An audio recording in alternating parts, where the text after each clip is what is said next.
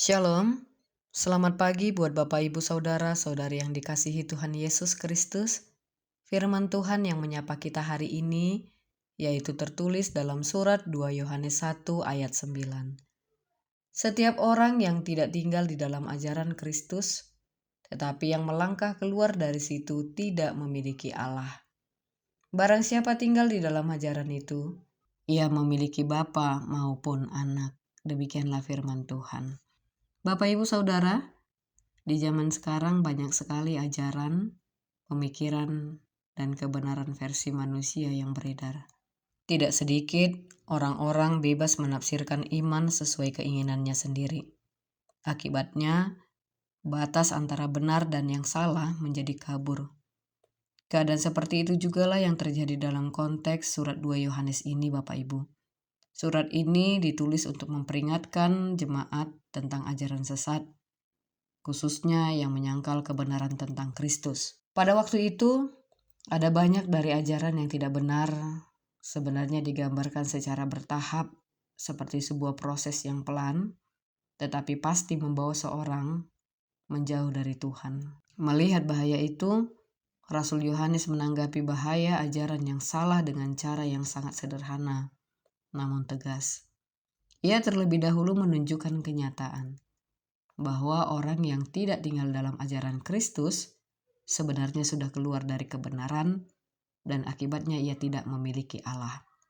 Dengan kata lain, Yohanes membuka mata jemaat bahwa ini bukan masalah kecil, tetapi menyangkut hubungan dengan Tuhan. Lalu ia langsung menunjukkan jalan yang benar, bahwa hanya orang yang tetap tinggal dalam ajaran Kristus yang memiliki Bapa dan Anak. Jadi di sini kita diajak bukan sekadar menjauhi yang salah, tetapi tetap setia pada kebenaran. Bapak, Ibu, Saudara, kalau kita memahami bahwa iman harus dijalani dengan tekun dalam kebenaran, maka dalam hidup sehari-hari kita tidak bisa sembarangan lagi menerima apapun yang kita dengar. Setiap ajaran, khotbah, atau bahkan konten-konten rohani yang kita lihat sekarang di media sosial, ternyata melalui nas ini perlu kita sikapi dengan hati-hati. Tidak langsung percaya, tetapi mari kita membandingkannya dengan kebenaran firman Tuhan. Lalu dalam menjalani hidup, kita juga belajar untuk tidak mengikuti perasaan atau opini pribadi saja. Apa yang kita anggap benar, belum tentu benar di hadapan Tuhan. Kita perlu terus kembali kepada ajaran Kristus sebagai dasar hidup kita. Di tengah banyaknya suara dan pengaruh zaman ini, kita perlu menjaga hati supaya tetap berakar, tidak mudah goyah, tidak mudah ikut arus, tetapi tetap berdiri dalam kebenaran yang sama.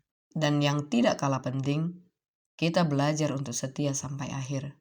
Bukan hanya semangat di awal percaya, tetapi terus berjalan dalam kebenaran itu setiap hari, dalam keputusan-keputusan kecil sekalipun.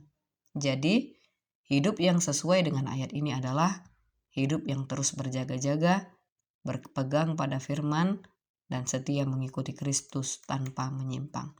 Intinya, tetap pegang kebenaran, jangan mudah terpengaruh, dan setialah sampai akhir. Semoga ayat ini menjadi kekuatan dan dorongan bagi kita semua. Amin. Demikianlah renungan kita hari ini Bapak Ibu. Semoga harimu menyenangkan. Semangat, Tuhan Yesus memberkati. Shalom.